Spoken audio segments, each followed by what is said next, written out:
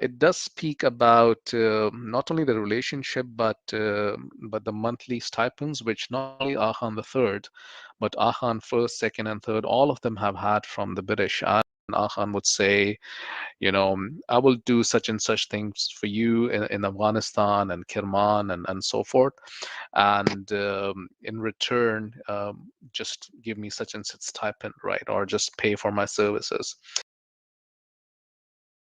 But one thing that I would say is very interesting is something that you mentioned earlier about the relationship, which I think the viewers would find fascinating between like the latter imams or the Aga Khans as they came known to be. I'm sorry, and their relationship with the British.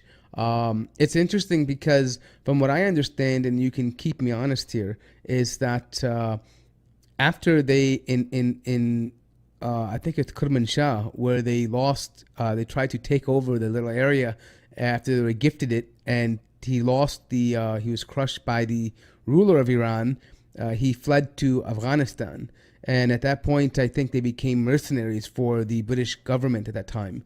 Um, Exactly. and and then from that point, after the British were terribly defeated in Afghanistan, they ended up shifting them to India, which is where Yeah. this whole new kind of branch, I guess what I would say the Hinduization portion of it came because they tried to appeal to the Hindus that were there, and then that kind of is a reflection of what we maybe see among the Khoja Aga Khanis today. Is that fair enough to say? Yeah, essentially, if you read the book by Harry Greenwald, and I have it on my website on Rethinking Smallism, it does speak about not only the relationship, but the monthly stipends, which not only Akhan the third, but Akhan first, second, and third, all of them have had from the British, and also Mihir Bose, a very famous researcher. I mean, he used to focus on sports personalities and still does, but one of his interests was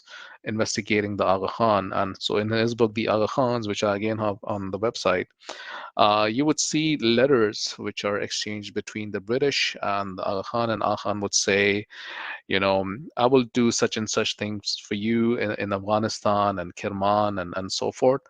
And in return, just give me such and such stipend, right? Or just pay for my services. So essentially, that used to be the trend of all the Aga Khans. And even today, you would see that Karim Aga Khan, even though he's recently moved his headquarters from France to Portugal, he still maintains very, very close ties with the British monarchy.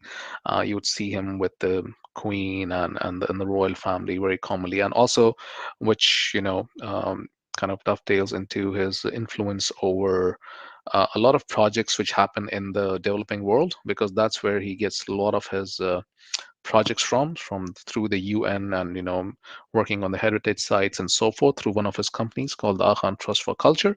So yeah, I mean, strong ties with the British, and the sudden claim of imama also came. What I say is that this wasn't something which was masterminded just by the Aga Khan. This was masterminded, yes, but it was with the help of the British, and those are the same people who brought up personalities like Mirza Ghulam Ahmad Qadiani. And that all of these efforts are just a part of the divide and conquer strategy. And so I would say Ismailism, in terms of Al Khan claiming his imama, and Qadianism in terms of Ghulam Ahmad Qadiani proclaiming his prophethood, or I would say two big wedges which they threw into the Muslim Ummah, so which still prevail, unfortunately. Yeah, and I think what's really interesting, or the viewers might find interesting, is that both of these groups happen to spring out of the Indian subcontinent.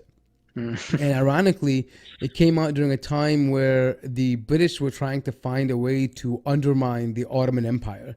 They were trying to finally bring it down to its knees. And the age old idea of divide and conquer seemed to be at play here, because it's interesting to note that both of these groups, the Aga Khani Ismailis and the Ahmadis or Qadianis, they both encouraged the Muslim majority populations in the area to not revolt against the British rule and to actually disavow from the Ottoman Empire.